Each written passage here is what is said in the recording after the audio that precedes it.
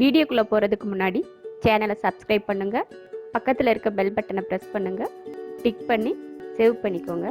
வாங்க வீடியோக்குள்ளே போகலாம்.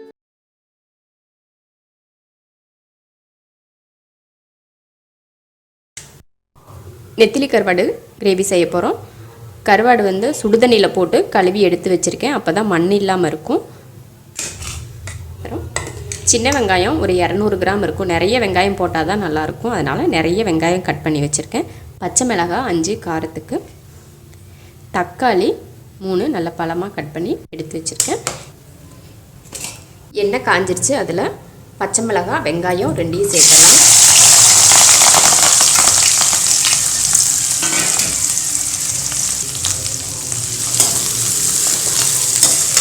சின்ன வெங்காயம் தான் போடணும்னு இல்லை, பெரிய வெங்காயமும் போடலாம். எந்த வெங்காயம் இருக்கோ அது போட்டுக்கலாம். வெங்காயத்தை நல்லா எப்பவும் போல் வதக்கிக்கலாம். அதுக்காக ரொம்ப வதக்கக்கூடாது, வெங்காயம் வாடுற அளவுக்கு வதக்கிக்கலாம்.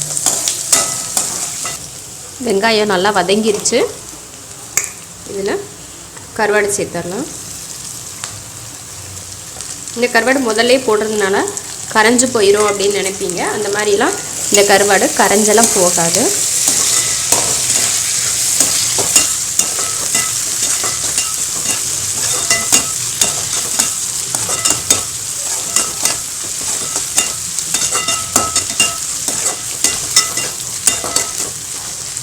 வதக்கிட்டு தக்காளியும் சேர்த்துடலாம்.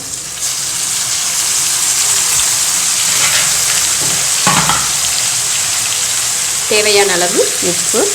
இந்த கருவாடில் உப்பு இருக்காது, அதனால நம்ம எப்பயும் போல் உப்பு சேர்த்துக்கலாம். போட்டு நல்லா கலந்து விட்டுறலாம்.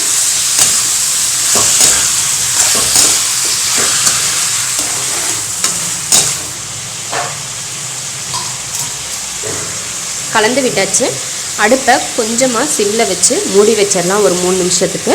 அப்போ தக்காளி நல்லா வெந்துடும். அதுக்கப்புறம் எடுத்து நம்ம கிளறிக்கலாம். இப்போ மூடி வச்சிடலாம்.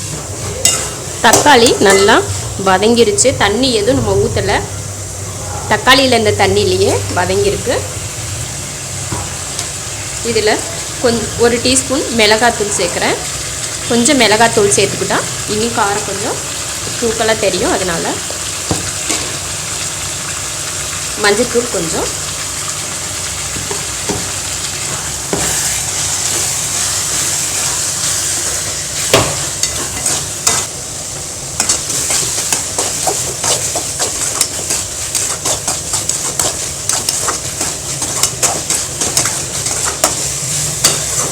மிளகாத்தூள் மஞ்சத்தூள் போட்டு ஒரு 2 நிமிஷத்துக்கு வதக்கிட்டு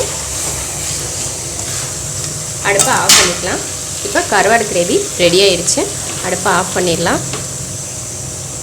இதுபோல் நெத்திலி கருவாடு கிரேவி செஞ்சால் ரொம்ப நல்லாயிருக்கும். நீங்களும் இது போல் செஞ்சு சாப்பிட்டு பாருங்கள், ரொம்ப டேஸ்ட்டாக இருக்கும். பிடிச்சிருந்தா லைக் பண்ணுங்கள், மற்றவங்களும் பார்க்கணுன்னு நினச்சா ஷேர் பண்ணுங்கள், மறக்காமல் சப்ஸ்கிரைப் பண்ணுங்கள். நன்றி.